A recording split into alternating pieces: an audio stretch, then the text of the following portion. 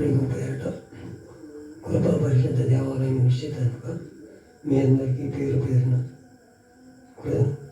కృతజ్ఞత స్తుతులు చెల్లిస్తూ దేవుని మెండైన దేవుని పొందుకొని మీరు దేవుని రాజ్యానికి వారసులు అవ్వాలని, దేవుని రాజ్యాన్ని మీరు స్థిరపడాలని కోరుకుంటూ దేవుని సేవకుడుగా మీ అందరినీ పేరు పేరును గుర్తుంచుకొని ప్రార్థన చేస్తాం. అలాగే ఈరోజు ఒక వాక్యాన్ని చూపించి ముందుకు వెళ్దాం. ఇక్కడ ఉన్నారు ఇశ్రాయేలు గోత్రంలో 12 గోత్రంలో ఒక గోత్రం వారు. 2వ దినవృత్తాంతాల గ్రంథం 12వ అధ్యాయం 32వ వచనం. అందరూ బైబిల్ ఉంటే చదవటానికి ఇష్టపడండి. మనం ఏం చదవాలో దేవుడు మనకి నిర్ణయించే టైంలో చదువుతాం. బైబిల్ని కూడా అశ్రద్ధ చేయొద్దు. దేవుని ఆజ్ఞను మనం పాటించే వారే ఉండాలి. మన బైబిల్ ఉంటే చదవడానికి ఇష్టపడండి. ఇస్సాకారీయులలో సమయోచిత జ్ఞానం కలిగి ఇశ్రాయేలీల చేయతగినదేదో దానిని ఎరిగి ఉన్న అధిపతులను 200 మంది వీరి గోత్రపు వారందరూ వీరు ఆజ్ఞకు బద్ధులై ఉండిరి అంటున్నారు. ఇస్సాకారీలు అంటే ఇశ్రాయేలీల గోత్రాలన్నిటిలో కూడా వాళ్ళు జ్ఞానం కలిగి సమయోచిత జ్ఞానం కలిగి ఉన్నారంట. ఆ జ్ఞానం ఈ రోజున మనకు పనిచేయాలి. మనం ఎక్కడికి వెళ్ళినా యూట్యూబ్లో వాట్సాప్లో మెసేజ్లు చేసేటప్పుడు మనం ఏది పడితే అది మాట్లాడుతున్నాం, మనం ఏది పడితే అది బోధించేస్తున్నాం. ఆ రోజుల్లో జరిగిపోయింది, ఈ రోజుల్లో అది జరగట్లేదు. మనం ఏది మాట్లాడదామో, ఏది మంచి మాట్లాడినా కానీ దానిలో తప్పులు తీర్చి మనల్ని ఇబ్బందులు పెడుతున్నారు. మనకు సమయోచిత జ్ఞానం కావాలి. మనం ఎవరితో మాట్లాడుతున్నాము, మనం నడిచే నడక ఎలా ఉంది, మనం ఏ సింత నడుస్తున్నామో అనే జ్ఞానం మనం కలిగి ఉండాలి. మనం అప్పుడే రాశాడు దేవుడు, నేను సమయోచిత జ్ఞానం కలిగి నడుచుకోనుండి. రాబో కాలము మంచి కాలము కాదు, శ్రమ కాలం వస్తుంది.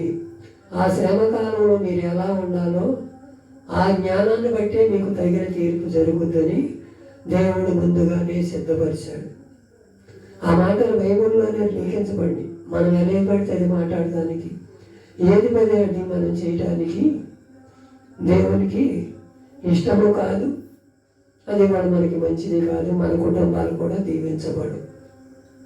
అలాగ సమయోచిత జ్ఞానం కలిగి ఉందంట. వాళ్ళు ఆ యాజ్ఞకి బద్ధులై ఉన్నారంట. మనం కూడా సమయోచిత జ్ఞానానికి బద్ధులై ఉండాలి. అలాంటి స్థితిలో ఉండాలని దేవుడు కోరుకుంటున్నాడు. నిన్ను నన్ను కూడా. మనం ఏ జ్ఞానం కలిగి ఉన్నామో, ఎలా ఉన్నామో ఒకసారి మన హృదయాలు పరిశోధించుకుందాం. మన 1 కొరింథీ పత్రిక 15:58 కూడా ఇలా అంటున్నాడు, కాగా నా ప్రియ సహోదరులారా, మీ ప్రయాసం ప్రభువునందు వ్యర్థం కాదని ఎరిగి శివులను కదలిన వారు ప్రభువు కార్యాభివృద్ధి యందు ఎప్పటికీ ఆసక్తులై ఉండుడి అంటున్నాడు. మనం ప్రభువు కోసమే పాటుపడాల్సి. లోక మర్యాదలు, లోక తలంపులు, లోకాల గురించి మనం ఎవరి గురించి చెప్పేవారని ఉండకూడదు. మన సువార్త ఏంటి?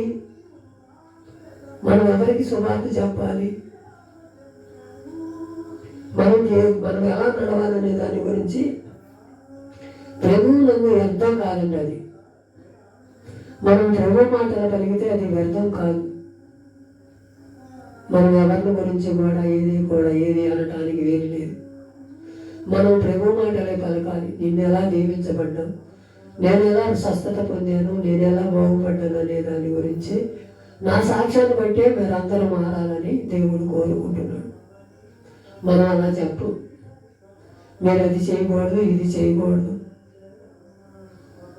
మనం అలా చేయటం ఎందుకు? వాళ్ళను మనల్ని అలా ఆకట్టుకునే వాళ్ళని ఉండాలి, కానీ అలా పోగొట్టుకునే వాళ్ళని ఉండకూడదు. వాళ్ళొక్కసారి తెలుసుకుంటారు. నీ నడకను బట్టి, నీ ప్రవర్తన బట్టి, నీకున్న జ్ఞానాన్ని బట్టి వాళ్ళు నడుస్తారు. నీకు ఏ జ్ఞానం ఉంటే ఆ జ్ఞానాన్ని బట్టే వారు నడవటానికి ఇష్టపడతారు.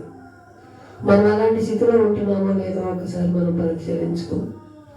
శివులను కదలని వారే ప్రభు కార్యాభివృద్ధి ఎందు ఎప్పటికీ ఆసక్తిగా ఉండమంటున్నాడు. ఆయన దేవుడు కార్యం చేసేవాడు. ఆయన కార్యాన్ని కోసం మనం చూసేవాళ్ళంగా ఉండాలి.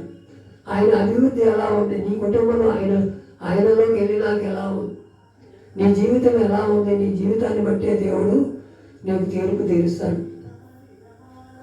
ఆయనకి ఎలా ఉంది, ఇస్సాకేయులుగా ఎలా ఉన్నారు, సమయోచిత జ్ఞానం కలిగి ఉన్నారు. ఇక్కడ పౌలు గారేమో ప్రభువు నందు పెరిగిన వారు వ్యర్థం కాదంటున్నాడు. నీకు నాకు ఆ జ్ఞానం ఉండాలి. మనం మంచి సమయోచిత జ్ఞానం కలిగి ఉండాలి. అలాగే 2 తిమోతి పత్రిక 3:1 కూడా అంటున్నాడు, వారి అవివేకము ఎలాగో తేటపరచునో అలాగే వీరిది కూడా అందరికీ తేటపరచదు కనుక మీరు ఇక ముందు సాగరు అంటున్నాడు. ఇది మన అవివేకాన్ని బట్టి, మన ఆలోచన బట్టి, మన తలంపును బట్టి, మన నడిచే నడకను బట్టి, మనం వెళ్ళే ఘాటును బట్టి మంచి మార్గంలో వెళ్తే నడుస్తాం, మనం చెడు మార్గంలో వెళ్తే నడవడానికి తగ్గే చెబుతున్నాడు ఇక్కడ తిమోతి కూడా. మనం ఏ మార్గం ఎంచుకుందాం, సమయోచిత జ్ఞానం అనుగ్రహిద్దామా, సువార్త విషయంలో మనం జాగ్రత్తగా ఉందామా. మనం ఆయన తేటపరుస్తున్నాడంటే ఇక్కడ మన అవివేకం ఎలాగో తేటపరుచుందో అలాగే కూడా మనం అవివేకానికి వెళ్ళక దేవుని మెండైన దీవెనలు పొందుకుందాం. మనకు సమయోచిత దేవుని జ్ఞానం అడుగుదాం. మనం ఏది పడితే అది మాట్లాడటానికి వీల్లేదు ఈ రోజుల్లో. మనం ఎక్కడ పడితే అక్కడ వెళ్ళే మీరు మేలైన మార్గంలో ఉండటానికి, మంచి మార్గంలో నడవాలి.